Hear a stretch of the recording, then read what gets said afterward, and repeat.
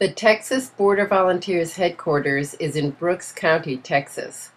We are about 70 miles north of the Mexican border. We're watching traffic that has already breached our border and is traveling up Highway 281 into the interior of our country. There is a Border Patrol checkpoint on Highway 281 just south of our deployment. Here, vehicles must stop and submit to questions and possibly searches before proceeding north.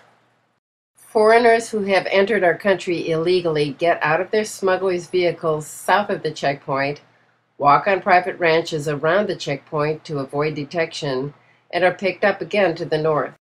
Our function in South Texas is to spot and report trespassers on private ranch land surrounding the Brooks County Border Patrol checkpoint. Here is a diagram of the routes used by trespassing illegal aliens as they evade detection by the Border Patrol. The Border Patrol checkpoint is about 65 miles north of the Texas-Mexico border. Smugglers drop off their human and other illicit cargo before they arrive at the checkpoint. The travelers enter private ranches and are escorted around the checkpoint by coyotes. It is on these private ranches that the Texas Border Volunteers post and watch for trespassers. We gather information, watch commonly used trails, and look for tracks and signs of traffic. Based on our intelligence, watch teams are positioned where we expect to see travelers.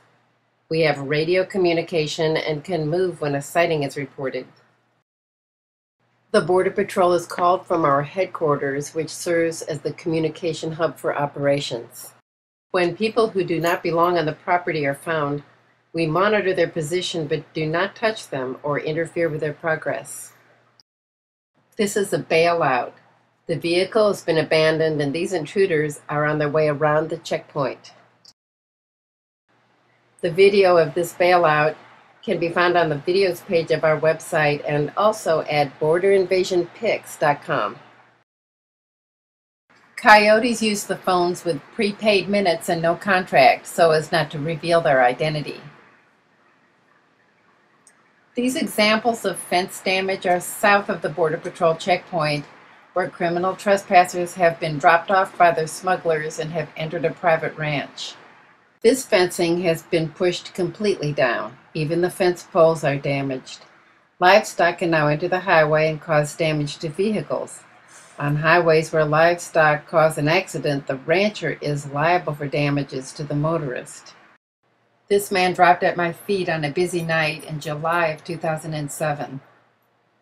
This one followed soon after. These people were observed walking out of a private ranch and entering felt furious. Our chairman found these folks on his land. He learned they were walking to Houston. Frequently, those apprehended express the belief that Houston is just ahead. Our website has the video of their conversation. Agents find and arrest the criminal trespassers. It helps when we can spot for them. The Texas Border Volunteers spotted this large group on Easter of 2008. We followed their progress and informed Border Patrol exactly where they could be intercepted. While most of our sightings are in the dark, travelers move during the day as well, especially if it is not extremely hot.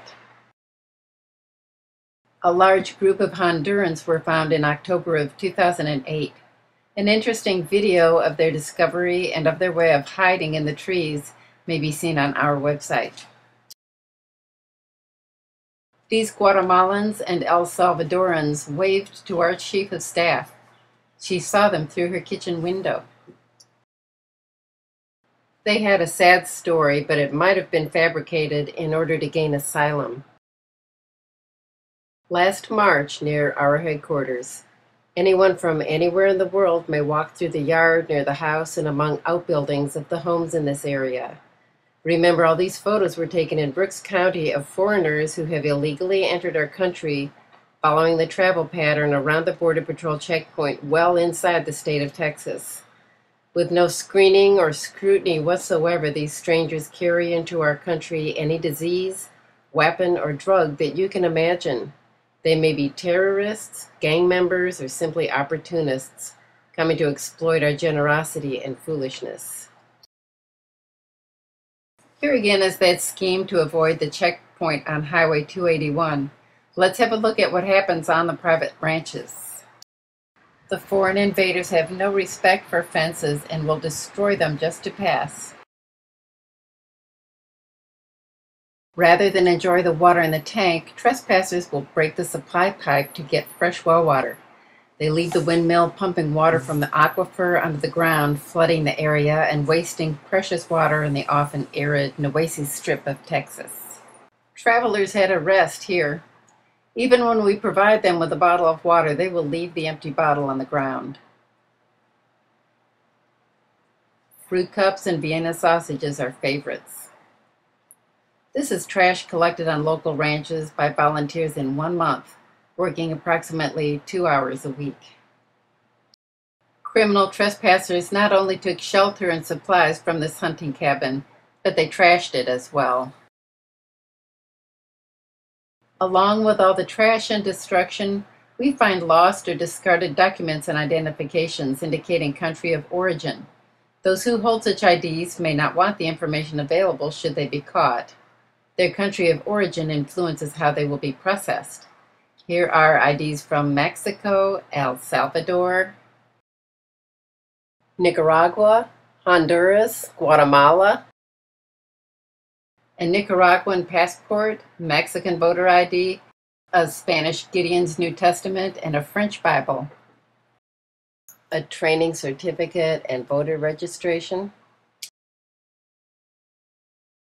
More than one individual is associated with this Social Security number. A Mexican matricular consular card. China. A Mexican birth certificate. Is the Democrat Party promising conquest of Texas by Mexico, or vice versa, in exchange for votes? The Mexican government prepared this guide for the Mexican migrant. The complete version, as well as the English translation of this publication, is on our website. This is an instruction book on how to illegally enter the United States, evade detection, and obtain all the benefits our country provides. These patches were found on a discarded jacket in Jim Hogg County. One of these patches is an Arabic military badge. They are roughly interpreted to read Defense Center and Martyr or Way to Eternal Life. It is not only aliens from countries to the south who are crossing into Texas, but individuals from anywhere in the world. Rape trees are found along smuggler trails. Coyotes claim trophy trees where they display undergarments of each of their conquests. After operations in October of 2005, the dogs dragged this skull out of the brush near our headquarters. Many weak or injured are left by their coyotes to die. The citizens of Brooks County bear the autopsy and burial expenses for trespassers on their property. This corpse is also a victim of animal consumption.